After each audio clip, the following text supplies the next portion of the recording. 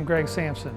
Like a lot of you, I've been practicing law in Texas for a very long time, more than 30 years. I'm here today to talk to you about succession planning for lawyers. So the Law Practice Management Committee has been hard at work putting together this toolkit. The toolkit lays out for you all of the steps that you would need to have a successful custodianship. In the toolkit you'll find online, it provides checklists, it provides forms like engagement letters, custodian agreements, exit letters, notices to clients.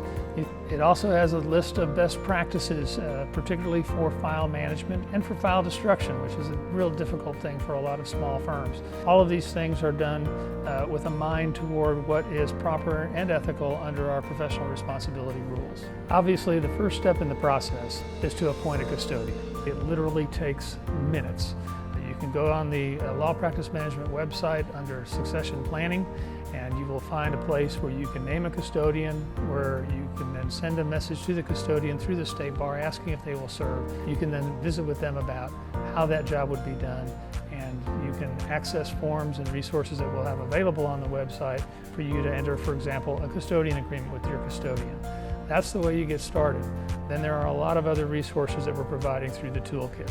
Again, my name is Greg Sampson. For more information on succession planning and these related topics, please visit texasbarpractice.com or the State Bar website, where you'll find all the resources you need.